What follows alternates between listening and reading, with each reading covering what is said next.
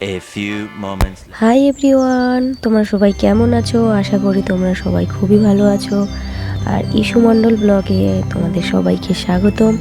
আর আমরা এখন সকাল সকাল বেরিয়ে পড়েছি, আমি, বোন আর মা বেরিয়ে পড়েছি। আর বাবার একটু আসতে লেট হবে, তো বেরিয়ে পড়েছি কিসের উদ্দেশ্যে সেটা একটু পরে দেখতে পাবে।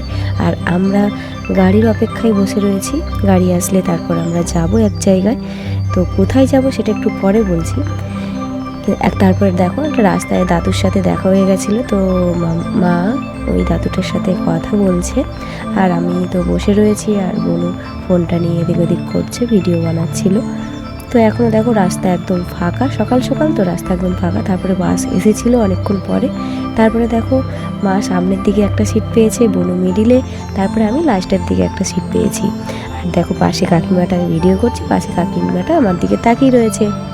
তারপর বাসে চড়তে চড়তে চলে আসলাম ময়নাপাড়া।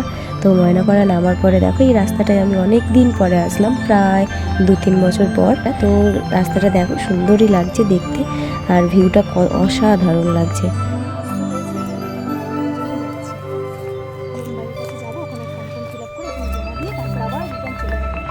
কোথায়, দিল্লি?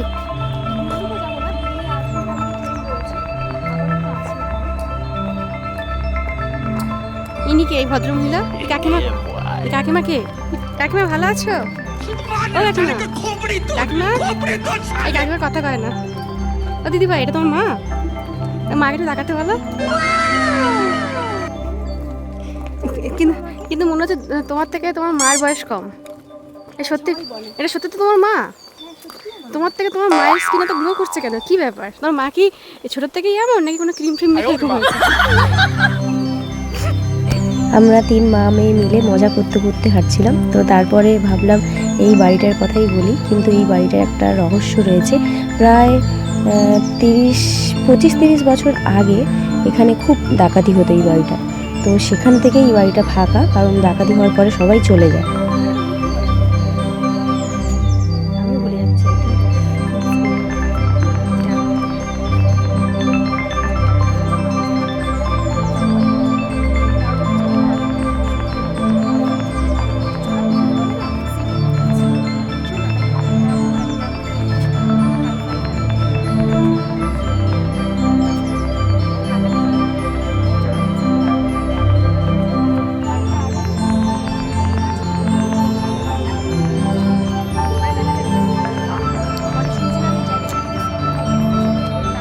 আমরা এসেই রাস্তার পাশে বসে রয়েছিলাম। তারপর পাপা আসতে লেট করেছে, তো আমার একটু খিদে পেয়েছিল, তাই পাপা এই মিষ্টির ঠোঙার মধ্যে আমার জন্য খাবারে নিয়ে এসেছে।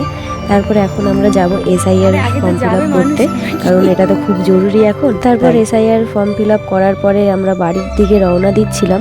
আর রাস্তায় এমনভাবে টোটো গাড়িটা দাঁড় করিয়ে রেখেছে, আর পাশ থেকে যে গাড়ি যাবে তার কোনো রাস্তাই ছিল না। তারপর পাপা একটু হেল্প করে দিচ্ছিল টোটো গাড়িটাকে একটু সাইড করার জন্য। তারপর পাপা বোনুকে একটু ডাকলো যে একটু পেছন থেকে ঠেলে দেওয়ার জন্য। গাড়িটা ছিল চাবি লাগানো, তো সাইড করার জন্য একটু প্রবলেমই হচ্ছিল সাইড করতে। তাই SIR এর ফর্ম ফিল আপ করেছিলাম, তার কোনো ভিডিও ক্লিপ নিতে পারিনি, তাই এটার মধ্যে আমি দেখাতে পারলাম না।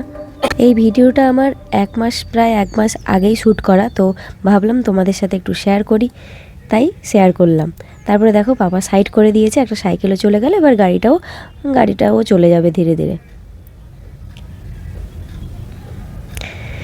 দেখো হেল্প তো করতেই হয়, রাস্তাঘাটে চলতে গেলে সবাইকে একটু হেল্প করেই চলতে হয়। তারপর এবার আমরা বাড়ির উদ্দেশ্যে রওনা দেব। কিন্তু আপাতত আমাদের এখন 2টো বাড়ি। বটতলাতে আপাতত থাকা হয়, পাপার কাজের সূত্রে থাকা হয়। আর এখানে বাড়িটা রয়েছে, এই বাড়িতে মানে ময়নাপাড়ায় বাড়ি রয়েছে, সেই বাড়ির উদ্দেশ্যেই আমাদের যাওয়া। সেখান থেকে হয়ে আবার আমাদের বটতলা